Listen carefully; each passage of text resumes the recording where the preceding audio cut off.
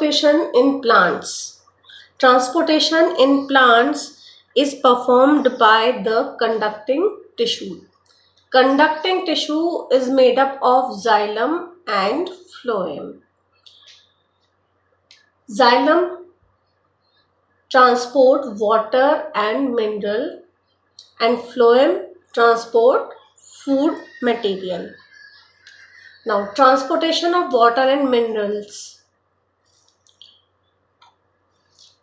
Water is transported through xylem, and water is required for the process of photosynthesis.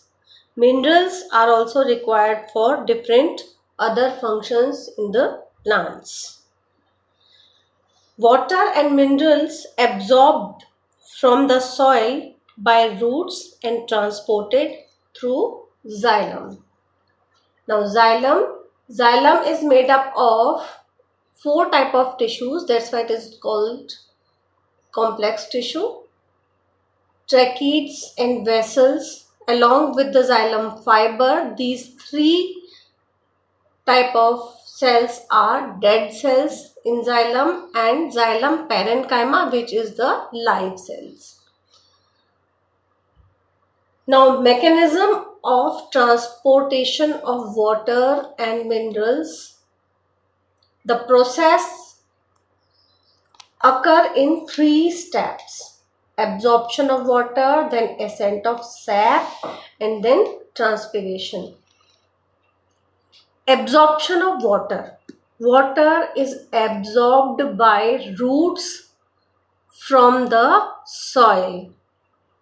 So, cells of roots actively take up ions from soil to create a difference between ionic concentration.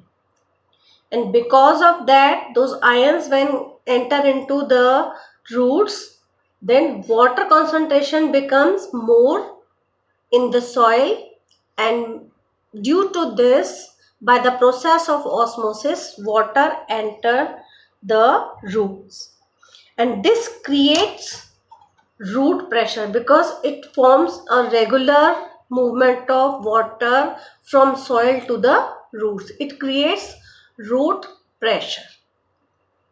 Then ascent of sap. Ascent of sap means sap is water plus minerals. Ascent means upward movement. So, upward movement of sap, or we can say that upward movement of water and minerals, is called as ascent of sap. Evaporation of water during transpiration through leaves create a suction which pulls the water from the xylem cells of the roots. Root pressure, capillary action, and transpiration pull help in absorption and upward movement of water and minerals from roots to the leaves. And this process is ascent of sap. The third process, which is also important in transportation of water and minerals, that is transpiration.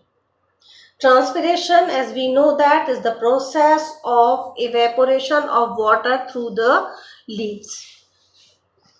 So, this loss of water causes the suction pull, and due to this, water is absorbed from the roots and it reaches to the leaves.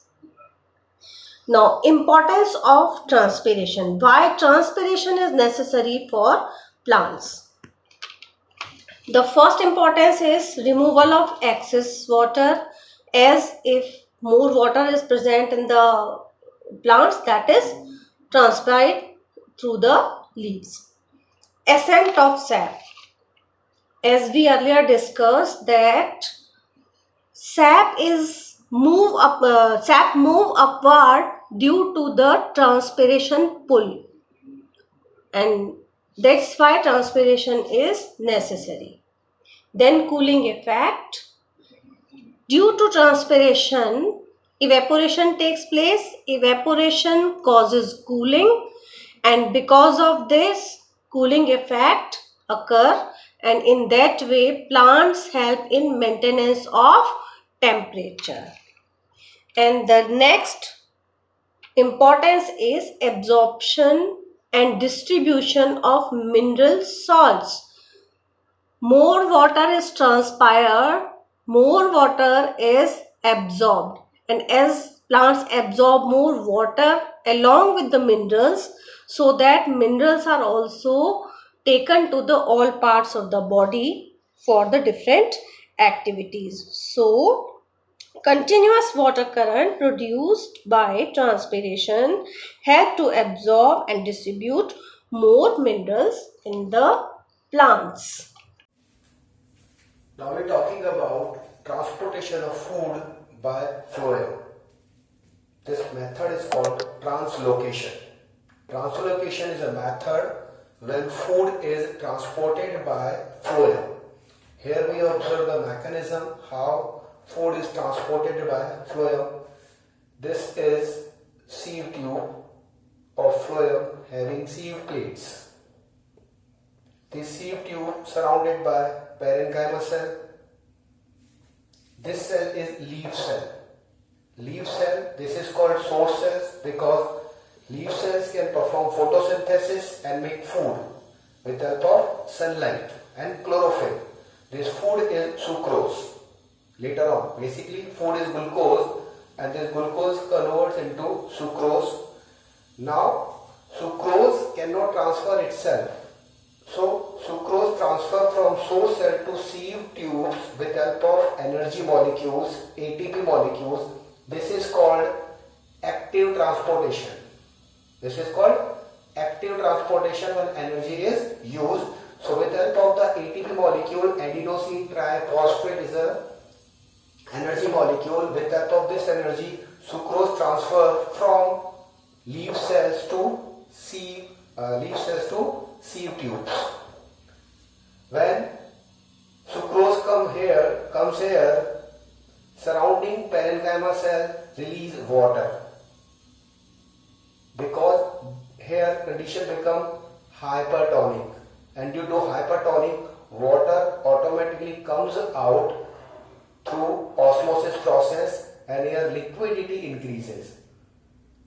Water and sucrose mix with each other. Now sucrose easily travel in the sieve tube, through the sieve tube, and when sucrose solution reach over there where stem cell and other cells where photosynthesis is not done, these cells are called sink cells. Again, sucrose transfer from sieve tube to stem cell or sink cell with help of ATP molecule. This is again active transportation. And in this way, sucrose from leaf cells through the sieve tubes of phloem reach to the stem cells. This whole method is called translocation. Translocation is a method of transfer of food with help of ATP molecule through phloem tissue.